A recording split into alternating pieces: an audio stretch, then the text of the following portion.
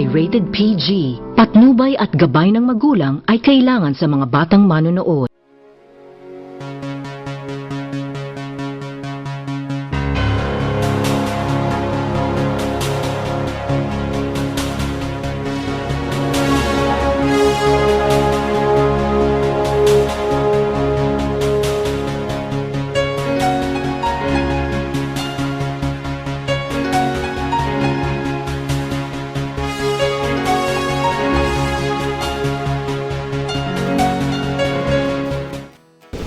Isang mapagpala at maluhating pagbati po ang pinaabot po namin sa inyo sa umagang ito. Sa lahat po ng nanonood sa kanilang mga tahanan, pinabati ko po uli ang mga nanay, mga tatay, mga anak na nandyan nanonood ngayon. Nandito na naman po tayo sa ating programang Connect to God and Click for God at makakasama niyo po ako sa loob ng 30 minuto po sa ating programang ito. At bago po tayo magsimula or dumako po sa maikling recall or review po ng ating pinag-usapan noong nakaraan, manalangin po muna tayo sa Panginoon para anyayahan po natin ang kanyang banal na presensya sa ating mga puso at sa ganyan po sa ating mga tahanan, sa inyong mga tahanan. Dakilang Diyos na makapangyarihan sa lahat, maraming pong salamat na sa muli ang iyong mga salita ay narito, Panginoon, na inihayag niyo na po muli sa aming kalagitnaan upang mapagsaluhan po namin ang mga biyaya na inihanda mo, Panginoon, sa bawat tatanggap na iyong mga salita at masayang tutugon at susunod, Panginoon, sa iyong panawagan. Maraming salamat po, O Diyos, na patuloy niyo pong nililinis at inaayos ang aming mga buhay sa pamamagitan, Panginoon, ng paggabay niyo po sa amin ng iyong mga salita at ng iyong banal na presensya. At sa oras na ito, Panginoon, na anumang hadlang ang ginagawa ng kaaway, Panginoon, laban sa iyong mga anak at laban sa nagnanais, Panginoon, na sumunod sa iyo, sinasaway po namin ang lahat ng yan, Panginoon. The spirit of unbelief, Panginoon, the spirit,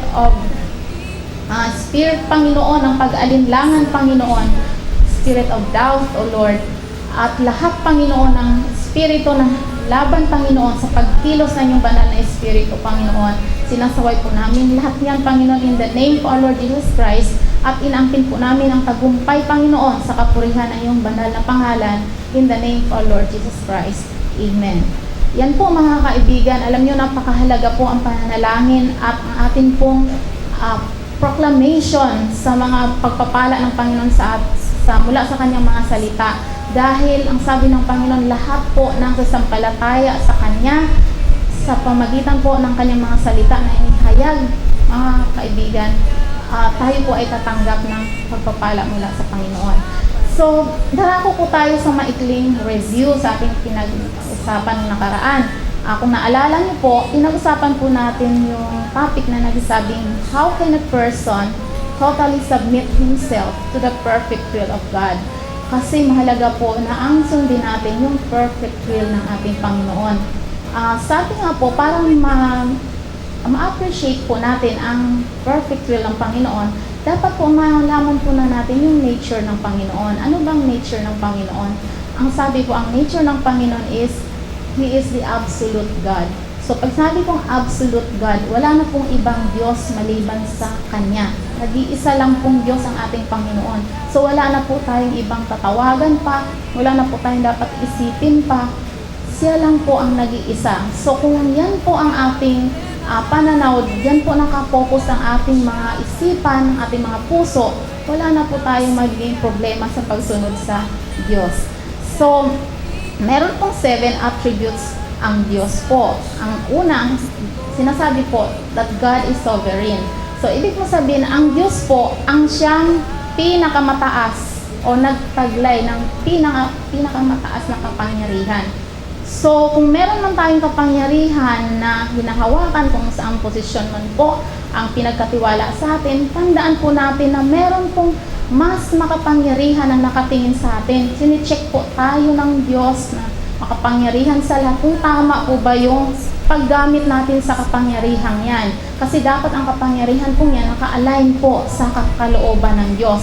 Kasi kapag hindi po yan sang-ayon sa kapangyarihan ng Panginoon, yan po ay mali ng paggamit. Sinasabi nga po, abuse of power. So alam naman po natin na kapag inabuso natin ang kapangyarihan ay pinagkatiwala po sa atin, meron pong consequence yan. Ang sabi nga po ng salita ng Diyos, be sure your sin will find you out. So darating ang panahon, pananagutan po natin yan sa ating Panginoon. Ngayon, pangalawa po, God is holy. Sabi ng Panginoon, be holy for I am holy. So tandaan po natin na lahat ng ginagawa natin, ito po lahat ay attributes ng ating Panginoon. Ito po ay pagbibigay natin ng galang sa ating Diyos. At ang pangatlo po, God is omnipotent. Pag sabi ng omnipotent, siya po ay lahat ng kapangyarihan po ay nasa Diyos. So, ibig sabihin, lahat ng gustong gawin ng Panginoon, ayon sa kanyang naisin, pwede pong gawin ng Diyos. Yung sabi nga po ng iba, bakit hindi pinipigilan ng Diyos yung mga desisyon natin na hindi dapat mangyari? Alam niyo po, yung mga desisyon kasi natin, iginagalang po tayo ng Diyos. God is very respectful to us. Kapag po hindi natin siya inanyayahan, kaya nga po, di ba mahal na pray tayo kasi inanyayahan natin ang Panginoon. That way, we are allowing God to take action or to take part in our lives. Kasi pag hindi po natin binigyan ng paanyaya or binigyan ng permission ang Panginoon na kumilos sa ating mga buhay or makialam sa ating mga buhay, alam niyo po ba na hindi tayo pakikialam ng Diyos because God is very respectful. At ang pang-apat po, God is omniscient. Ang Diyos po ay alam lahat ng bagay. Kaya wala po tayong natatago sa harapan ng Diyos. Kahit akala natin tayo lang nakakaalam or kayong dalawa lang o kayo lang tatlo ang nakakaalam. Hindi po. Lahat ng bagay alam po ng Panginoon. Kahit ikaw lang mag-isa, kahit nga ang anong iniisip natin, alam po ng Diyos yan lahat. Kaya nga, mahalaga po na pag alam natin na ang iniisip natin ay hindi tama, magsisi na po tayo agad sa Panginoon, humingi agad tayo ng tawad para yung iniisip natin na hindi maganda, huwag na po nating maisagawa. Yan po ang the best na pwede po nating gawin. At ang panglima po, God is immutable. So, ibig sabihin, ang Diyos hindi po nagbabago. So, ang tao pabago-bago, pero ang Diyos po, pag sinabi ng Panginoon, pag pinangako ng Diyos, yan po ay tutuparin ng Panginoon. At pang-anim, ito po yung God is wrathful. Sabihin po, ang Diyos ay nagagalit. Alam niyo po ba pag nagalit ang Diyos, yan ay kakilakilabot. Bakit? Kasi hindi naman po nagagalit ang Diyos sa mga bagay na hindi dapat ikagalit. Halimbawa, paano ba nagagalit ang Diyos? Kapag pag ginagawa natin or kapag meron tayo sa buhay natin mga bagay na masasama. So, huwag po tayong magdala or mag-angkin ng mga bagay na masama sa ating mga buhay kasi galit po ang Diyos sa mga masasamang bagay, sa mga masasamang gawain.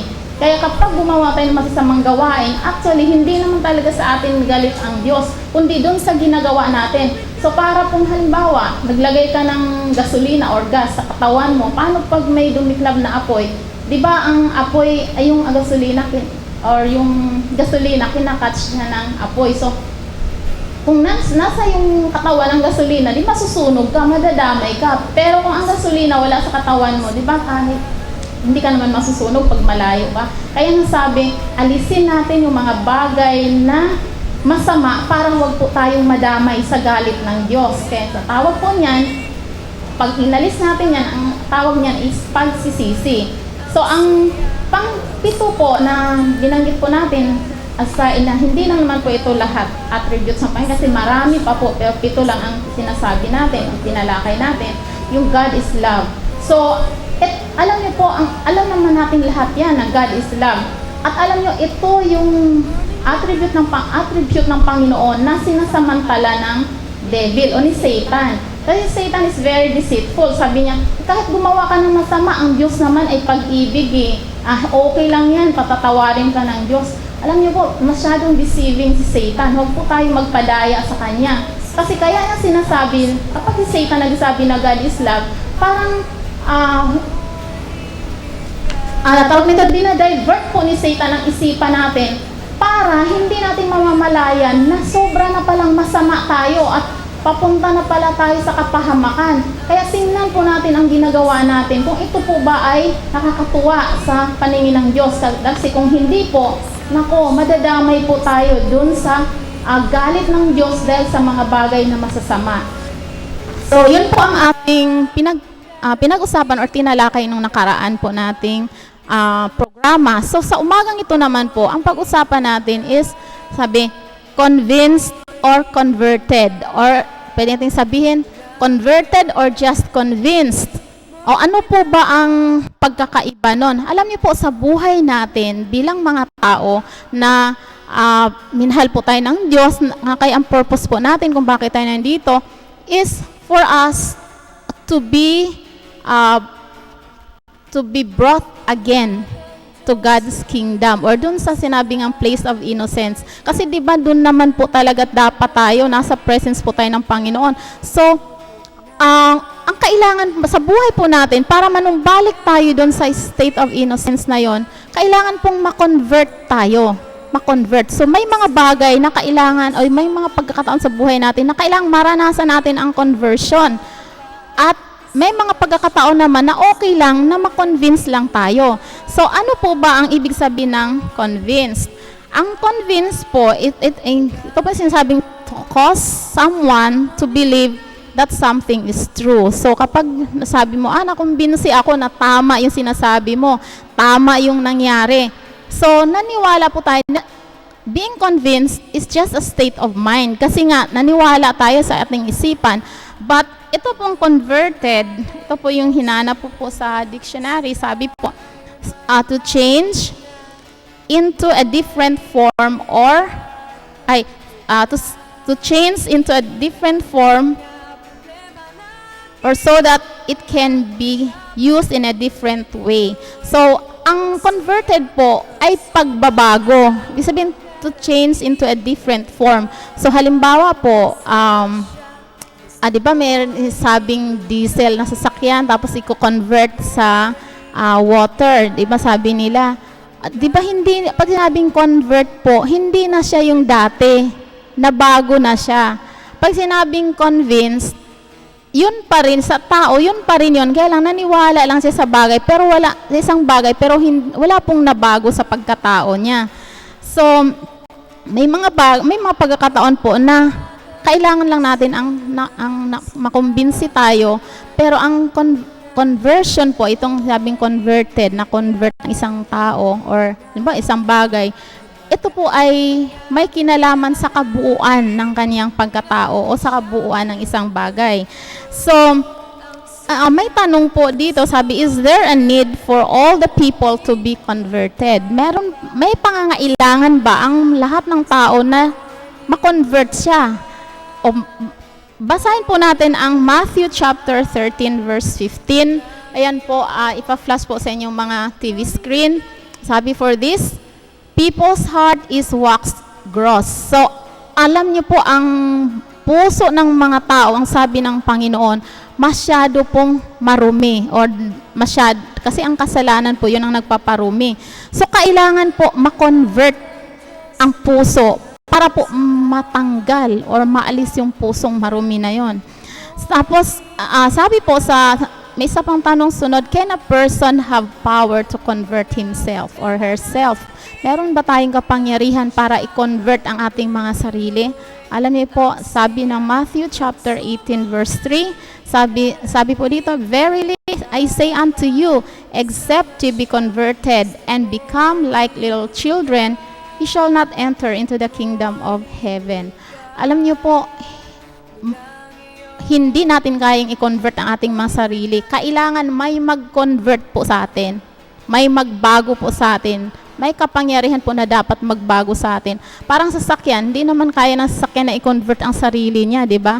Kailangan po ng sasakyan ng tao na gumawa nun para ma-convert ang diesel para po maging, halimbawa, sinasabi nilang yung water na sinasabi nila. So, ganun din po sa buhay natin, hindi po natin kayang i-convert sa ating mga sarili. Kailangan po ang Diyos na mag-convert po sa atin. So, ano po ang ating part ng conversion natin? Alam niyo po, simple lang kung tingnan, pero kailangan it takes decision making. Alam niyo po kung anong part natin? Ang part natin is willingness. Yung gusto mo ba? Kaya nga ang tanong ng Panginoon, gusto mo bang maligtas? Gusto mo bang mabago? Gusto mo bang magkaroon ng magandang buhay? Kasi po hindi natin kaya yung mga bagay na yan sa ating mga sarili lang. We need God's power in order to acquire or to have those things in our lives. So, ang part lang po natin is to say, yes, Lord. Yes, Lord. So, kailangan po, mahalaga po yung yes natin, yung pagsang-ayon natin sa Panginoon. Bakit? Kasi pag sumang-ayon po tayo, pag sinabi natin, yes, Lord, opo, Panginoon, ang ibig sabihin nun, we are giving God the freedom to act on our behalf. Alam niyo po, napakaganda. Alam niyo, habang pinag-aralan or piniprepare ko po itong message na to, I was so blessed. Alam niyo po, talaga ang puso ko nagdiriwang, sobrang tuwa, nagagalak ako because God is blessing us, because God has prepared a way, way better or the best things na pwedeng imaangkin po natin dito sa mundo. Pero niyo po, we are giving God the freedom to work in our minds.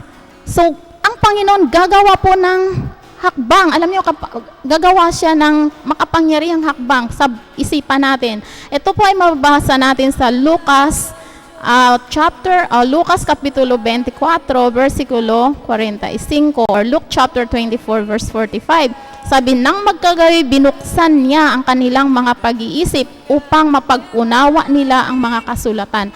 Alam niyo po, Diyos lang ang pwedeng magbukas ng ating mga isipan para makita po natin or maintindihan po natin ang magagandang bagay na sinasabi po ng Panginoon. Alam niyo, kaya hindi natin na-appreciate ang Diyos, ang kagandahan ng kabanalan ng Panginoon, kasi po hindi pa po nabubuksan ang ating mga isipan. Pero once our minds are opened, nabuksan po dahil pinahintulutan po natin ang Panginoon na buksan nating mga isipan or bigyan natin ng freedom ang Panginoon para gumawa sa buhay natin, then doon po natin makikita ang ganda pala mabuhay dito sa mundo, ang ganda pala ng paligid, ang ganda pala ng buhay natin, and that way po ma-appreciate natin ang buhay at maging masaya po tayo sa buhay natin. And then, susunod po, ang Diyos, alam niyo po ba na ang puso natin, kailangan pong linisin yan?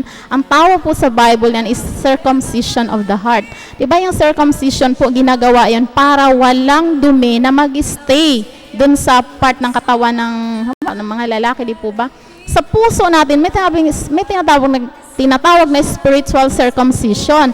Alam niyo, kapag gumawa po ng circumcision ang Panginoon sa puso natin, ginawa niya po yan, wala pong mga alinlangan, wala pong mga negative thoughts, wala pong mga bagay na masama na mag-stay dyan sa puso natin. Kaya mga hatred, kung ano-ano pong nandyan, wrath, kung ano man dyan, mga tampo, kung mga galit, mga paghiganti, di ba yan po ang nasa puso ng mga tao?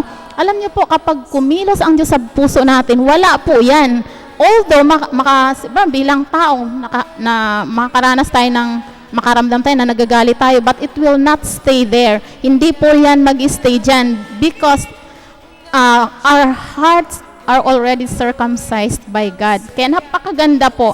And then God will give a person a new heart. Bibigyan tayo ng Panginoon ng bagong puso. Gusto niyo po ba yan?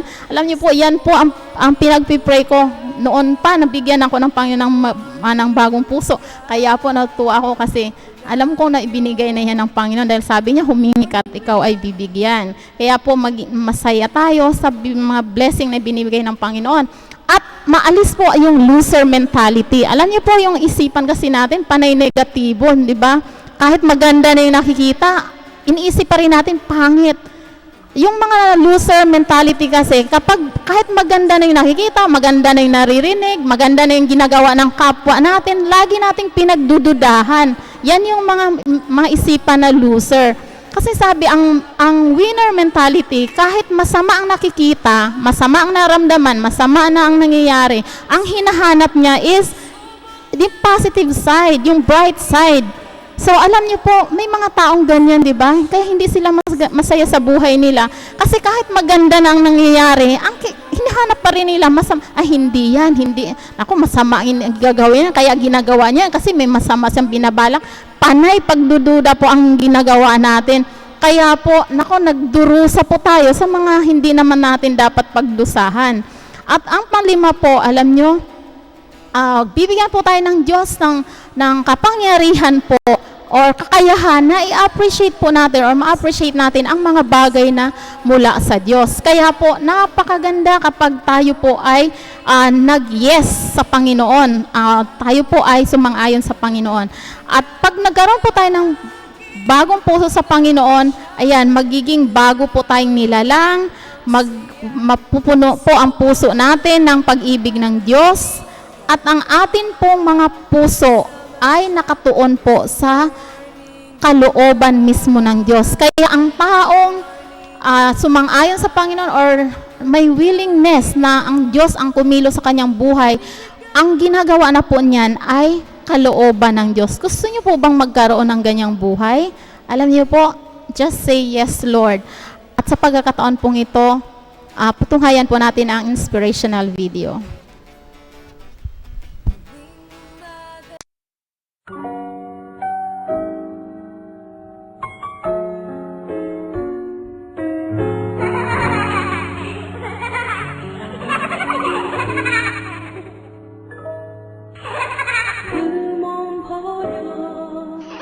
나를 찾으시고 그 몸 죽여 나를 살리셨네 그 피 흘려 나를 적시셨고 그 살찌져 나를 먹이셨네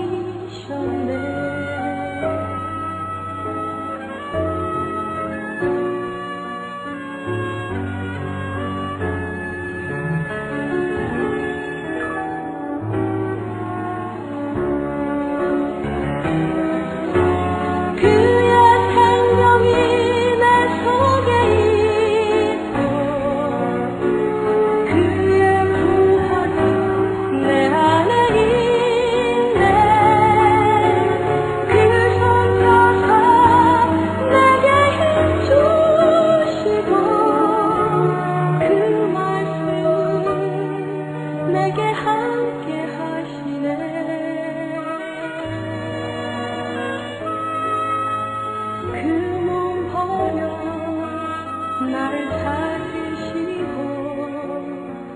그 몸 죽여 나를 살리셨네 그 피 흘려 나를 적시셨고 그 살찌져 나를 먹이셨네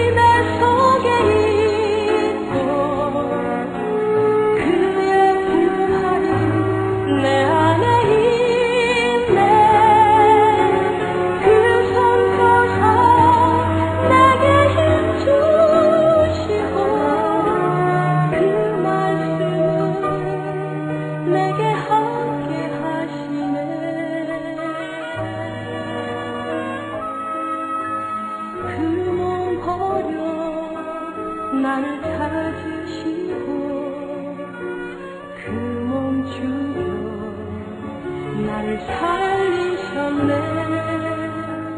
그 피 흘려 나를 적시셨고 그 살찌져 나를 먹이셨네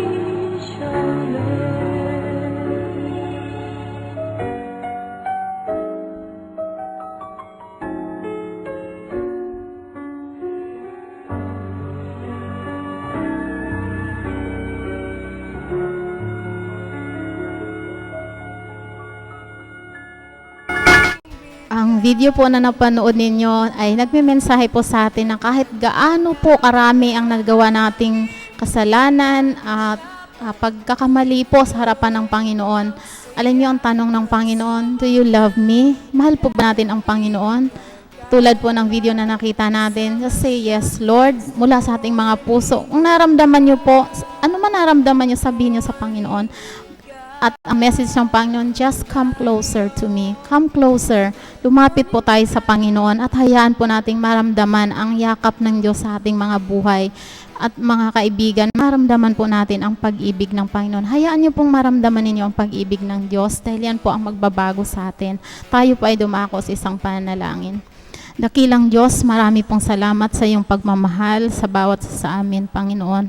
Maraming salamat po, Diyos, sa iyong banal na presensya na aming nararamdaman sa oras na ito. Panginoon, hindi po namin kayang isipin o nawain kung gaano niyo po kami kamahal, Panginoon. Ngunit masasabi lang po namin ay salamat, O Diyos. Dahil, Panginoon, hindi mo tinitingnan kung gaano kami karumi, kung gaano kami kamakasalanan.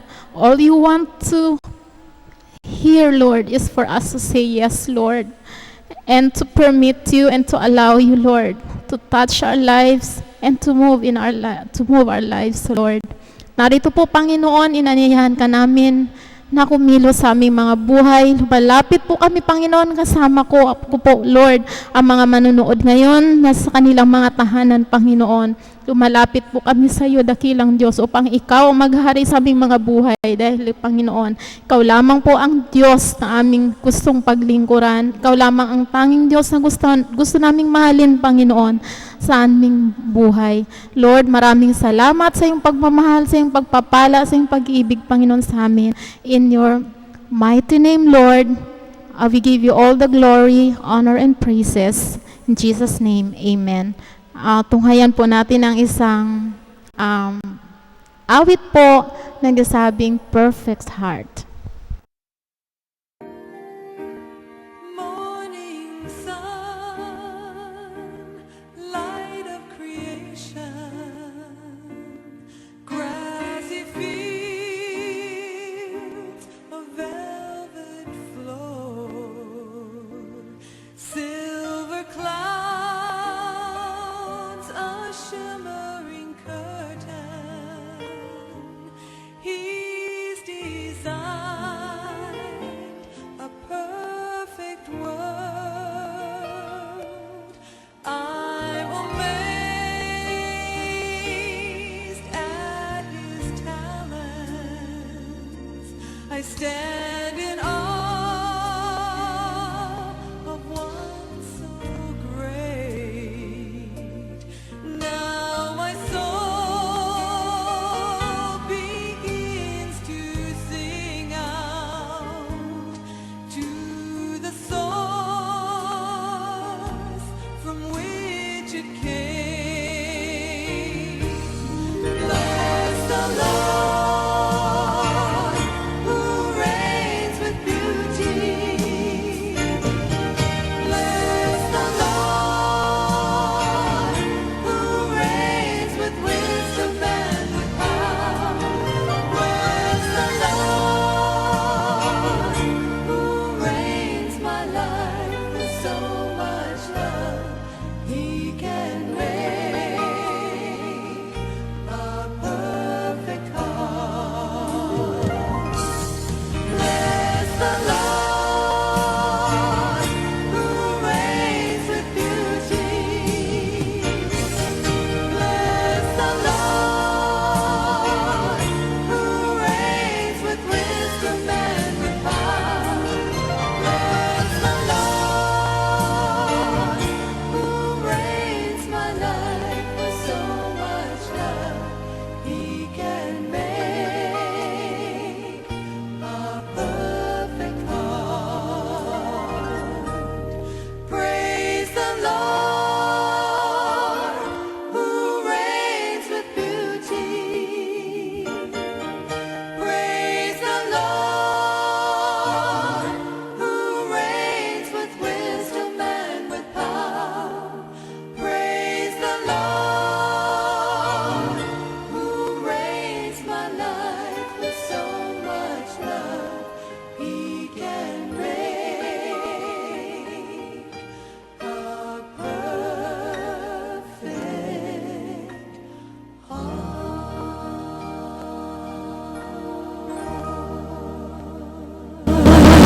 Mga kaibigan, are you convinced?